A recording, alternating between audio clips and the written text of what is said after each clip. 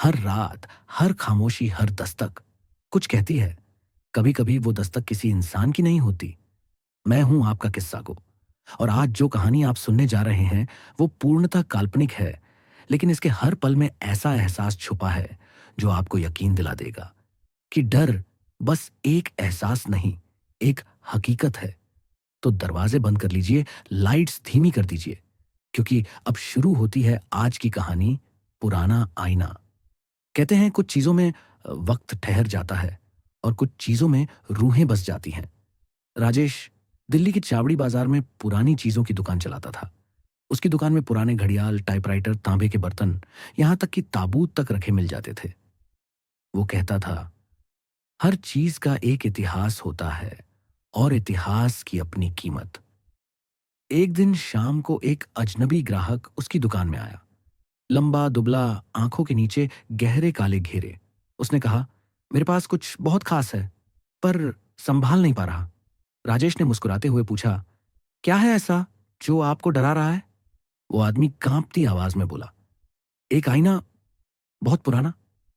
उसे घर में रखने के बाद से रातों को कोई मेरे पास खड़ा रहता है। राजेश हंस पड़ा, भूतों पर विश्वास नहीं करता मैं। दिखाइए। वो आदमी पीछे से एक कपड़े में लिपटा आईना लेकर आया। लकड़ी के गहरे रंग का फ्रेम, जिस पर छोटे छोटे चेहरों जैसी नक्काशी थी। ऐसा लग रहा था जैसे वो सब चेहरे कुछ कहने की कोशिश कर रहे हों। राजेश ने आईने पर से कपड़ा हटाया। आईना बिल्कुल साफ था, लेकिन देखते ही कमरे की हवा ठंडी हो गई। वो आदमी बोला, इसे रात में मत देखना, वरना ये तुम्हें देखना शुरू कर देगा। राजेश ने हंसते हुए पैसे दिए और आईना अपनी दुकान में रख लिया। रात हो चुकी थी तो उसने दुकान बंद की और घर चला गया। रात के 2 बजे राजेश की नींद टूटी। खिड़की खुली थी, हवा अंदर आ रही थी। उसने देखा, आईना दीवार के सहारे रखा हुआ था। उसमें उसे खुद की परछाई दिखी, लेकिन उस परछाई की आंखें काली और खाली थीं। राजेश ने पलटकर देखा, उसकी अपनी आंखें तो बिल्कुल ठीक थीं। फिर आईने में वो मुस्कुराई। धीरे धीरे उसके होंठ ऊपर उठे, जैसे वो कुछ बोलना चाहती हो। और तभी फ्रेम से हल्की फुसफुसाहट सुनाई दी, तुमने देख लिया मुझे, अब मैं भी देखूंगी तुम्हें। राजेश का गला सूख गया। उसने टॉर्च जलाई, पर आईने में अब सब सामान्य था। सुबह जब राजेश उठा तो आईना दीवार की तरफ पलटा हुआ था।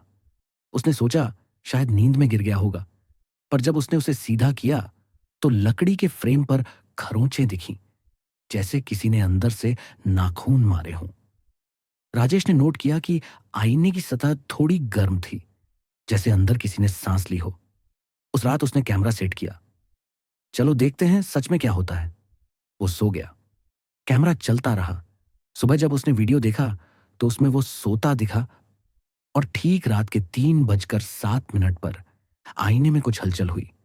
फिर उसी राजेश जैसा एक दूसरा चेहरा दिखाई दिया, लेकिन वो मुस्कुरा रहा था, जबकि असली राजेश सो रहा था।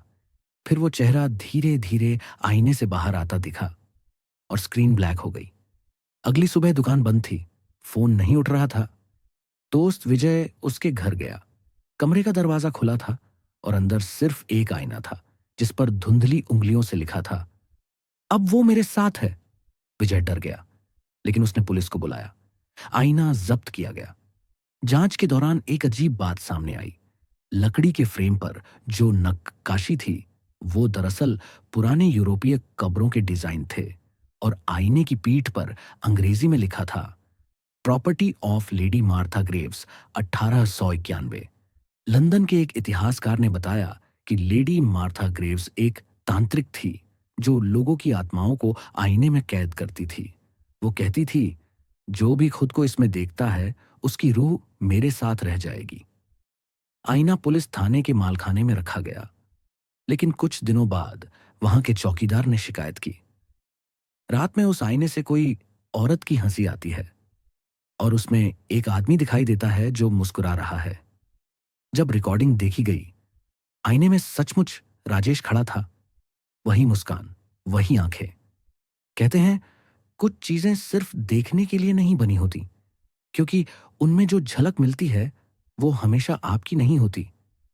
और अगर आपके कमरे में भी कोई पुराना आईना है, तो आज रात सोने से पहले एक बार सोचिएगा, वो आईना आपको दिखा क्या रहा है? आपका चेहरा या आपकी रूह?